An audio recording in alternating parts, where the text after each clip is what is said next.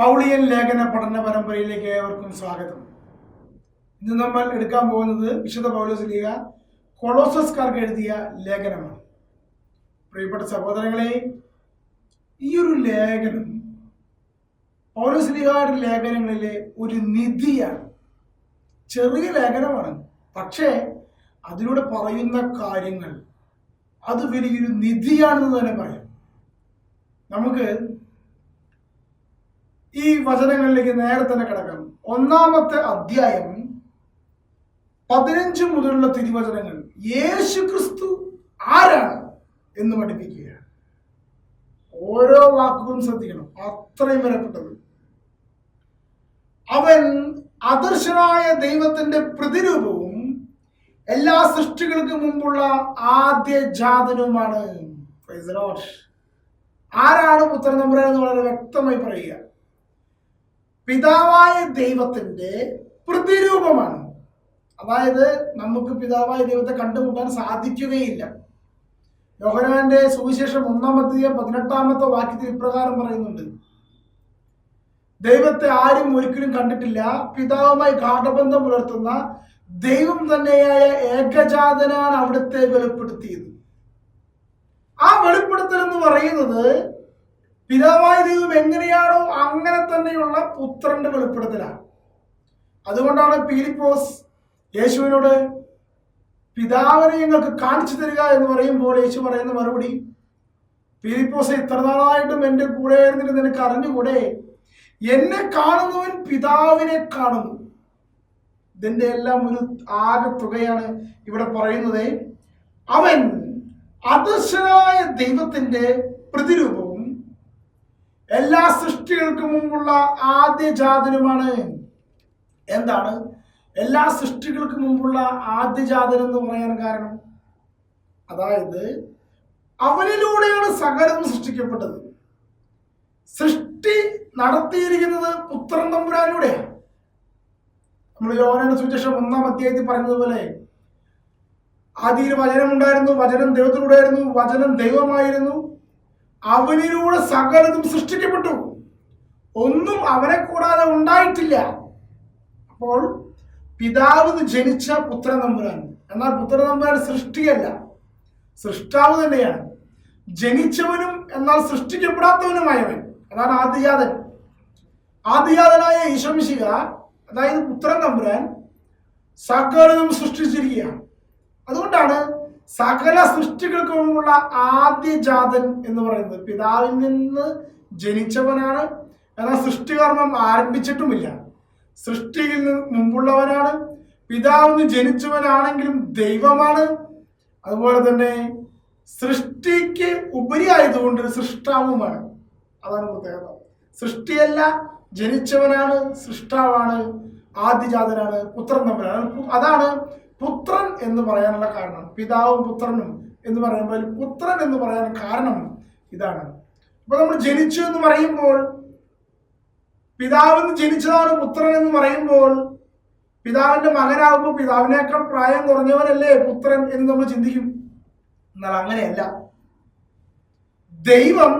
ദൈവത്തിൽ നിന്ന് പുത്രൻ തമ്പുരാൻ ജനിക്കുമ്പോഴാണ് പിതാവ് പിതാവാകുന്നത്, പുത്രൻ പുത്രനാകുന്നത്. അപ്പോൾ പുത്രൻ പിതാവിന് ജനിക്കുന്നതിന് മുമ്പ് പുത്രൻ ഉണ്ടോ? ഉണ്ട്. പിതാവ് ഉണ്ടായിരുന്നു. പിതാവ് എപ്പോൾ ഉണ്ടാകുന്നു? പുത്രൻ ഉണ്ടാകുമ്പോഴാണ് പിതാവ് പിതാവാകുന്നത്, പുത്രൻ പുത്രനാകുന്നത്. ഈ ഒരു രഹസ്യം ഇവിടെ ഒളിഞ്ഞിരിക്കുന്നുണ്ട്.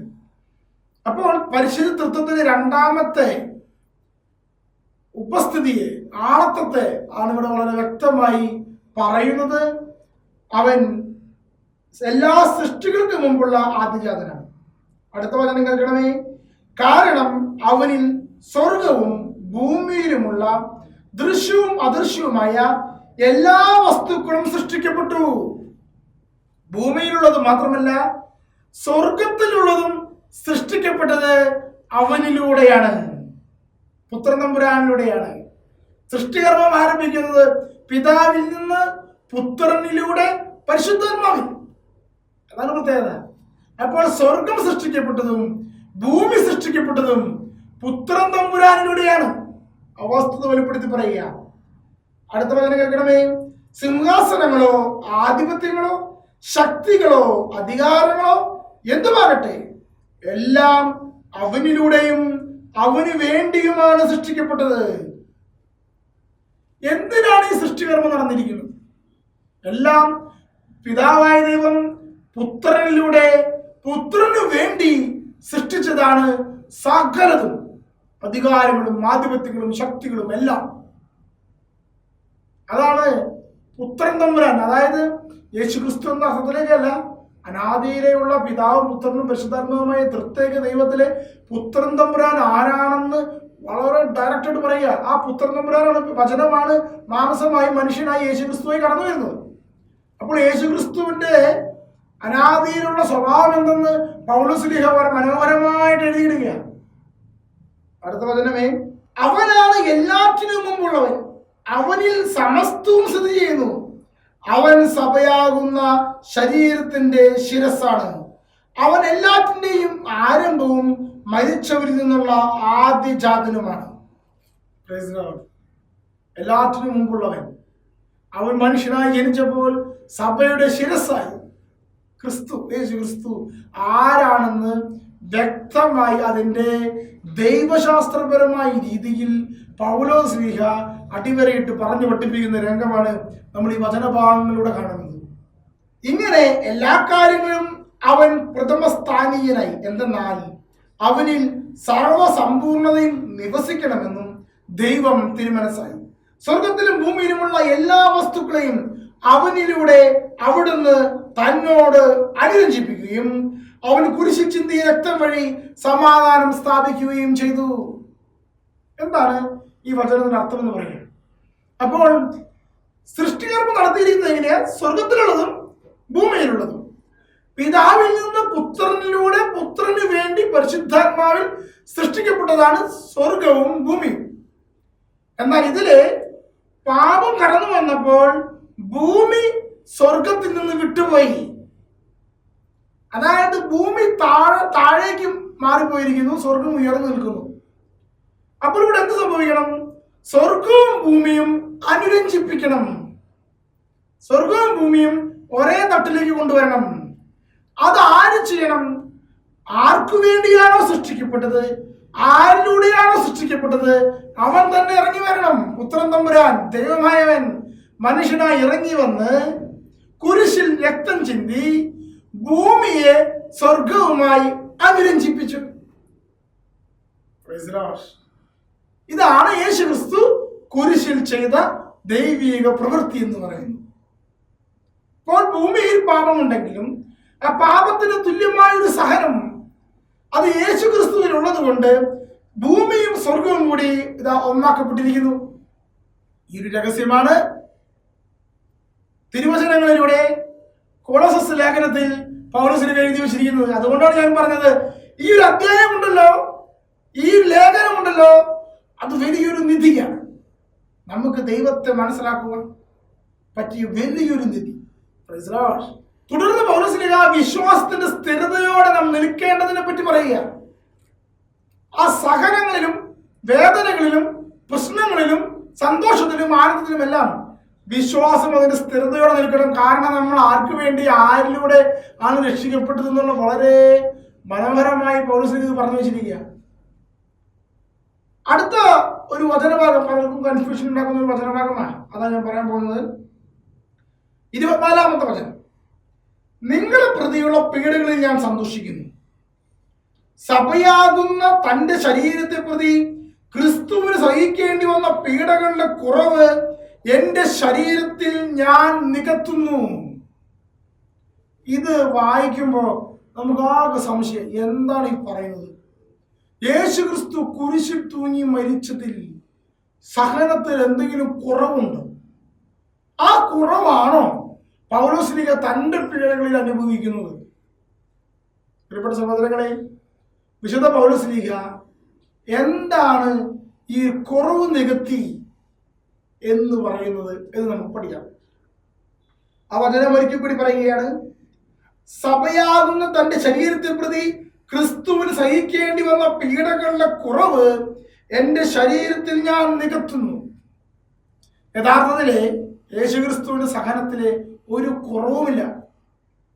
സഭയാകുന്ന തന്റെ ശരീരത്തെ പ്രതി യേശുക്രിസ്തുവിന് സഹിക്കേണ്ടി വന്ന പീഡകളിൽ കുറവുണ്ടോ? കുറവില്ല. സകല മനുഷ്യർക്കും വേണ്ടി യേശുക്രിസ്തു പാപപരിഹാരമായി മരിച്ചപ്പോൾ അത് ആരുടെയെങ്കിലും പാപപരിഹാരം യേശു നിറവേറ്റിയിട്ടില്ല എന്ന രീതിയിൽ പറയാൻ പറ്റുമോ? ഒരിക്കലും പറയാൻ പറ്റില്ല. അപ്പോൾ പിന്നെ ഈ കുറവില്ലാതെ എല്ലാ പാപങ്ങൾക്കും പരിഹാരമായി ക്രിസ്തു കുരിശിൽ മരിച്ചിരിക്കെ എന്തിന്റെ കുറവിനെ പറ്റിയ പൗലോസ് ഇവിടെ പറയുന്നത്? പ്രിയപ്പെട്ടവരെ, ഇതറിയണമെങ്കിൽ ക്രിസ്തു എങ്ങനെയാണ് പീഡകൾ സഹിച്ചത്, എന്തുകൊണ്ടാണ് പീഡകൾ സഹിച്ചതെന്ന് നമ്മൾ അറിയണം. കുരിശിൽ അവിടെ നിന്ന് പീഡകൾ സഹിക്കുമ്പോൾ യഥാർത്ഥത്തിൽ അവിടെ സംഭവിക്കുന്നത് എന്താണെന്ന് അറിയാമോ? നീതിമാന് ലഭിക്കുന്നതാണ് യഥാർത്ഥത്തിൽ സ്വർഗം. പാപിക്ക് ലഭിക്കേണ്ടതാണ് യഥാർത്ഥത്തിൽ മരണം. പാപത്തിന്റെ വേതനമാണ് മരണം. നീതിമാന് ലഭിക്കേണ്ടതാണ് സ്വർഗം. ഇതിന് പറയുന്ന പേരാണ് നീതി. അതായത് പരിശുദ്ധനും നീതിമാനുമായവന് സ്വർഗം, പാപിക്ക് ലഭിക്കേണ്ടത് മരണം. ഇതിനെ പറയുന്നതാണ് നീതി. ഇങ്ങനൊരു നീതി ഉണ്ടെങ്കിൽ ആർക്കെങ്കിലും സ്വർഗത്തിലേക്ക് പോകാൻ പറ്റുമോ? ലോകത്തെല്ലാവരും പാപികളാണ്. ഒരാൾ പോലും സ്വർഗത്തിലേക്ക് പ്രവേശിക്കില്ല. എല്ലാവരും മരിക്കും. മരണമെന്നതിന്റെ അർത്ഥം നരകമെന്ന രീതിയിലാണ് കാണുക. അപ്പോൾ എല്ലാവരും നരകത്തിലേക്ക് പോകും. അപ്പോൾ ഇങ്ങനൊരു സാഹചര്യത്തില് യേശുക്രിസ്തു ഭൂമിയിൽ കടന്നു വന്നിട്ട് എന്ത് ചെയ്യുന്നു അറിയാമോ? നീതിമാനും പരിശുദ്ധനുമായ യേശുക്രിസ്തു പാപത്തിന്റെ ശമ്പളമായ മരണം കുരിശിൽ ഏറ്റെടുത്തു. ഇങ്ങനെ ഏറ്റെടുക്കുന്നതിൽ ഈ നീതിയുടെ നിയമത്തിൽ യാതൊരു പ്രസക്തിയില്ലാതെ. കാരണം നീതിമാനും പരിശുദ്ധനുമായവനെ മരണം പാടില്ല. നീതിമാനും പരിശുദ്ധനുമായവൻ സ്വർഗത്തിലേക്ക് പോകേണ്ടതാ. പാപിക്കുള്ള ശമ്പളമാണ് മരണം. പക്ഷെ പാപത്തിന്റെ ശമ്പളമായ മരണം നീതിമാനും പരിശുദ്ധനുമായ യേശുക്രിസ്തു കുരിശിൽ ഏറ്റെടുത്തതോടെ ഈ നിയമം അസാധുവായി. കാരണം എന്താ? പാപത്തിന്റെ ശമ്പളമായ മരണം, പാപിക്ക് മരണം വേണമെന്നൊരു നിയമമുണ്ടെങ്കിൽ യേശുക്രിസ്തു മരിച്ചതിൽ എന്താണ് ആ നീതി? യേശുവിന്റെ കുരിശുമരണത്തിൽ എന്താണ് നീതി? അപ്പോൾ യേശുക്രിസ്തുവിന്റെ കുരിശുമരണത്തിൽ നീതി ഇല്ലാത്തത് കൊണ്ട് പാപത്തിന്റെ ശമ്പളമാണ് മരണം എന്ന് പറയുന്നതിനും ഒരു നീതിയും ഇല്ല. അതോടുകൂടി എന്ത് സംഭവിക്കുക? പാപത്തിന്റെ ശമ്പളമല്ല മരണം, എല്ലാവർക്കും സ്വർഗം. യേശുക്രിസ്തുവിൽ ഐക്യപ്പെടുന്ന എല്ലാവർക്കും സ്വർഗം. കാരണം എന്താ? യേശുക്രിസ്തുവിന്റെ കുരിശുമരണത്തിന് നീതീകരണമില്ല. അതുകൊണ്ട് പാപികൾ മരിക്കണമെന്ന് നിയമമില്ല. അതിനാൽ എല്ലാവർക്കും സ്വർഗത്തിലേക്ക് പ്രവേശിക്കാം. അത് ഞാൻ പറഞ്ഞു. പാപത്തിന് ശമ്പളം മരണം, നീതിമാനും പരിശുദ്ധനുമായവൻ സ്വർഗം. നീതിമാനും പരിശുദ്ധനുമായവൻ മരണം ഏറ്റെടുത്തപ്പോൾ പാപത്തിന്റെ ശമ്പളമാണ് മരണം എന്നതിന് അർത്ഥമില്ലാതെയായി. ആ നീതിയുടെ നിയമം തന്നെ റദ്ദാക്കപ്പെട്ടു. അപ്പോൾ പാപികളായ വ്യക്തികൾക്ക് ക്രിസ്തുവിൽ സ്വർഗത്തിലേക്ക് പ്രവേശിക്കാം. ഇതാണ് യേശു ക്രിസ്തു കുരിശിൽ ചെയ്ത പ്രവൃത്തി. നീതിമാനും പരിശുദ്ധനുമായവൻ മരണം ഏറ്റെടുത്തു, സഹനം ഏറ്റെടുത്തു. ഇനി ഇങ്ങനെ നീതിയുടെ നിയമം റദ്ദാക്കിയിരിക്കുക. യേശു അത് ചെയ്തു കഴിഞ്ഞു. യേശുവിൽ അത് പൂർത്തീകരിക്കപ്പെട്ടു കഴിഞ്ഞു. ഞാനും നിങ്ങളും എന്ത് ചെയ്യാണ്? യേശു ക്രിസ്തുവിൽ ഐക്യപ്പെട്ടുകൊണ്ട് നാം പാപത്തിൽ നിന്ന് മോചിതരായി വിശുദ്ധരായി മാറ്റപ്പെട്ടു. വിശുദ്ധ പൗലോസ്ലീഹ വിശുദ്ധരായി. ഇങ്ങനെ ഞാനും നിങ്ങളും പൗലോസ്ലീഹയും എല്ലാം വിശുദ്ധരായതിനു ശേഷം യേശു ചെയ്ത അതേ പ്രവൃത്തി, അതായത് പരിശുദ്ധനായവൻ സഹിക്കുന്ന സഹനം, അത് ഞാനും നിങ്ങളും വിശുദ്ധരായതിനു ശേഷം യേശു ചെയ്ത അതേ പ്രവൃത്തി ചെയ്യുന്നെങ്കിൽ, അതായത് നാം വിശുദ്ധരായതിനു ശേഷം പാപത്തിന് ശമ്പളമായ മരണത്തെ, സഹനത്തെ നാം സ്വീകരിക്കുന്നുവെങ്കിൽ യേശു ചെയ്ത ആ നീതിയുടെ നിയമം, അതായത് ദൈവനീതിയുടെ നിയമം, അതായത് പാപിക്ക് മരണം എന്നൊരു നിയമമില്ല എന്ന് പറയുന്ന നിയമം, പരിശുദ്ധനായവൻ സഹിക്കുന്ന സഹനം, അങ്ങനെ യേശു ചെയ്ത അതേ പ്രവൃത്തി ചെയ്യുവാൻ നമുക്ക് വിളി ലഭിച്ചിരിക്കുകയാണ്. അതാണ് വിശുദ്ധർ രക്തസാക്ഷികളാകുമ്പോഴും വിശുദ്ധർ രോഗപീഠകളിൽ സഹനത്തെ പ്രതി ആനന്ദിക്കുമ്പോഴും അവർ ചിന്തിക്കുന്നത് യേശു ചെയ്ത അതേ പ്രവൃത്തി, യേശു ക്രിസ്തുവിന്റെ പീഡാസഹനയിൽ പങ്കുചേരാൻ എനിക്ക് കിട്ടിയ അവസരം. അപ്പൊ കേൾക്കണേ, ഞാനോ വിശുദ്ധരോ ഇതൊന്നും ചെയ്തില്ലെങ്കിലും യേശു എന്നൊരൊറ്റ വ്യക്തി ചെയ്തത് കൊണ്ട് തന്നെ അത് കംപ്ലീറ്റ് ആണ്, പൂർത്തീകരിക്കപ്പെട്ടു. പക്ഷെ നമുക്ക് ലഭിച്ചിരിക്കുന്ന അവസരം നമ്മൾ ഉപയോഗിക്കുക സഭയിൽ. അതാണ് ഇവിടെ പറയുന്നത്. ക്രിസ്തുവിന്റെ സഹനങ്ങൾ, ആ പീഡകളുടെ കുറവ് ഞാൻ എന്റെ ശരീരത്തിൽ നികത്തുന്നു, ഞാനും സഹിക്കുന്നു എന്ന് പൗലോസ് അഭിമാനത്തോടുകൂടി പറയുകയാണ്. ഇതാണ് വിശുദ്ധര്, രക്തസാക്ഷികള് എല്ലാം ചെയ്തിട്ടുള്ള പീഡകളുടെ കുറവ് ശരീരത്തിൽ നികത്തി എനിക്കും ഈശോയെ പോലെ മരിക്കണമെന്നുള്ള, എനിക്കും ഈശോയെ പോലെ സഹിക്കണമെന്നുള്ള വലിയ ആഗ്രഹത്താൽ ആയിരിക്കുന്നത്. ഇനി രണ്ടാമത്തെ അധ്യായത്തിലേക്ക് വരുമ്പോൾ ഒരു പ്രധാനപ്പെട്ട ഭാഗം ഞാൻ എടുക്കുകയാണ്. ആ ഭാഗം ഇപ്രകാരമാണ്. 11-ാമത്തെ വചനം, അവനിൽ നിങ്ങളും പരിച്ഛേദനം സ്വീകരിച്ചിരിക്കുന്നു. കൈകളാൽ നിർവഹിക്കപ്പെടുന്ന പരിച്ഛേദനമല്ല, ശരീരത്തിന്റെ അധമവാസനകളെ നിർമ്മാർജ്ജനം ചെയ്യുന്ന ക്രിസ്തുവിന്റെ പരിച്ഛേദനം. ജ്ഞാനസ്നാനം വഴി നിങ്ങൾ അവനോടൊപ്പം സംസ്കരിക്കപ്പെട്ടു.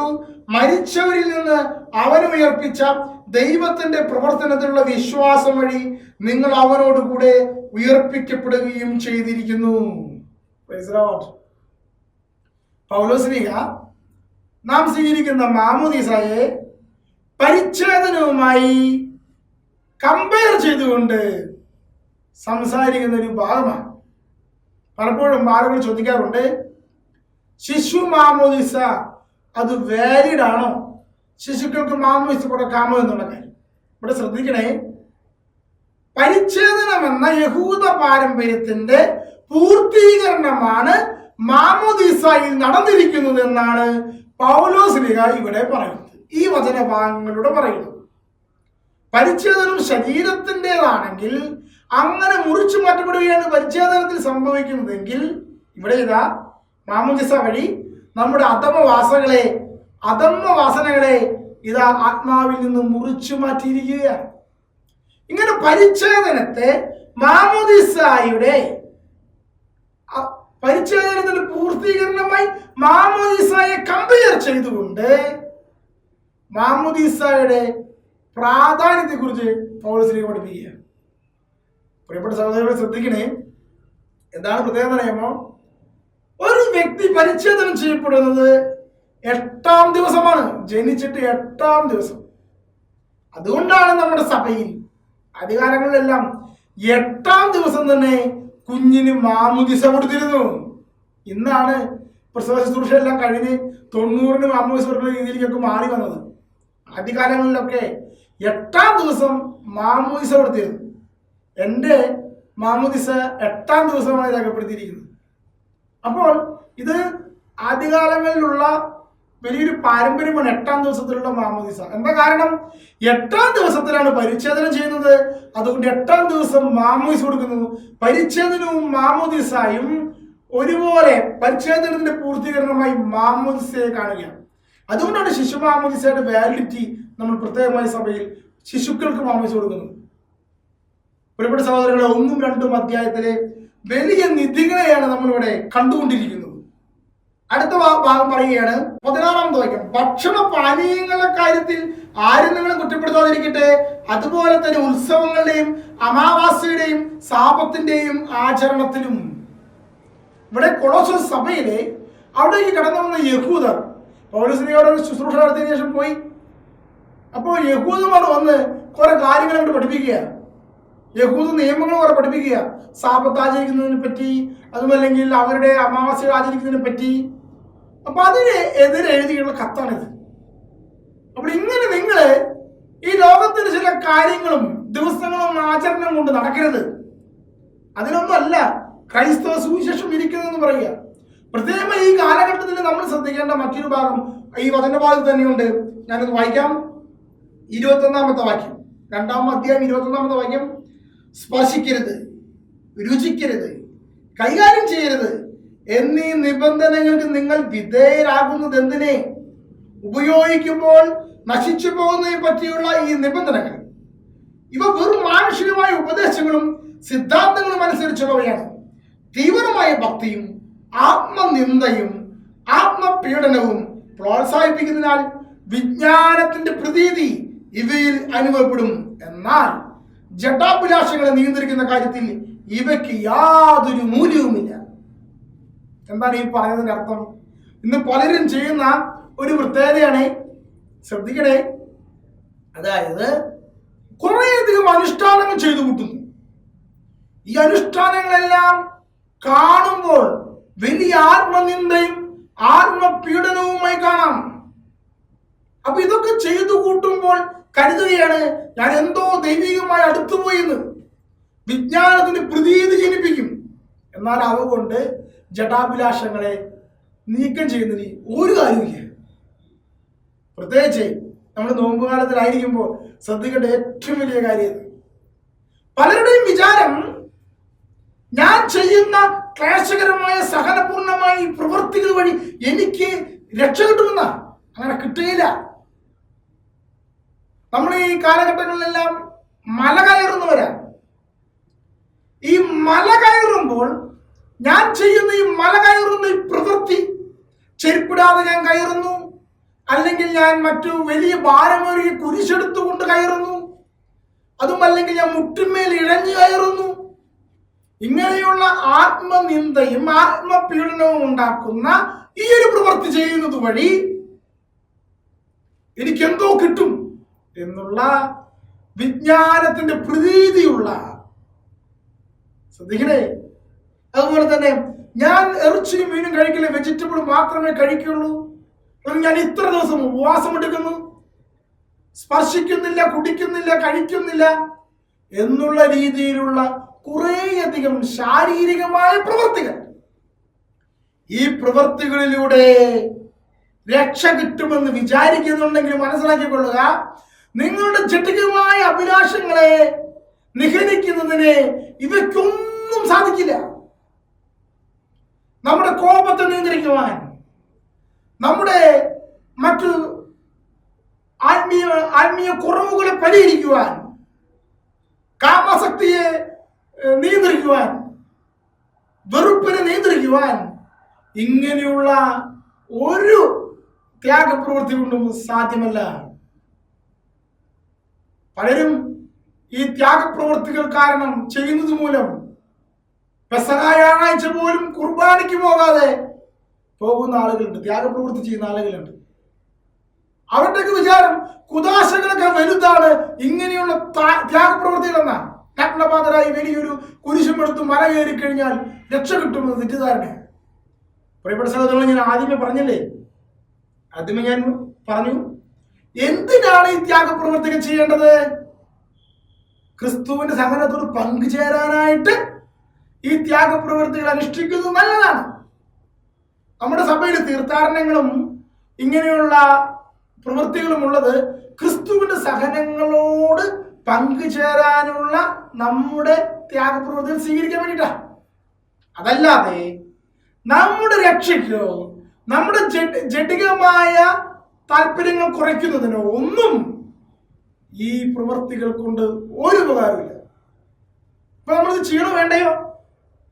ആദ്യം പറഞ്ഞതുപോലെ പൗലോസ് തന്റെ ശരീരത്തിൽ പീഡകളുടെ കുറവ് നികത്തുന്ന രീതിയിൽ ആ വിശുദ്ധരോട് ചേർന്ന് ക്രിസ്തുവിന്റെ സഹനങ്ങളോട് ചേർന്ന് ഈ സഹനത്തെ സ്വീകരിക്കുകയാണെങ്കിൽ അത് മനോഹരമാണ്. അതല്ല ഇതാണ് എന്റെ രക്ഷ എന്ന് കരുതുകയാണെങ്കിൽ അതിലൊന്നുമില്ല എന്ന് പൗലോസ്ലീഹ അടിവരായിട്ട് പറയുകയാണ്. പ്രിയപ്പെട്ടവരെ, അപ്പൊ നമ്മള് ഈ നോമ്പ് കാലത്ത് നമ്മൾ ത്യാഗം അനുഷ്ഠിക്കുന്നതിന് ശ്രദ്ധിക്കണേ. കുദാശകളെ കളഞ്ഞുകൊണ്ടുള്ള ഒരു ത്യാഗപ്രവൃത്തി കൊണ്ടും ഒരു ഉപകാരവുമില്ല. കുദാശകളുടെ മൂല്യം കിട്ടുന്ന കുംഭസാരത്തിലും കുർബാനയിലും കിട്ടുന്ന മൂല്യം അത് പകരം വെക്കുന്ന ഒന്നല്ലത്. മറിച്ച് ആത്മീയമായി വളർന്ന വ്യക്തികൾ ക്രിസ്തുവിന്റെ കുരിശിന്റെ ഓട് ചേർന്ന് ത്യാഗം അനുഷ്ഠിക്കുന്ന ആ രീതിയിലാണ്.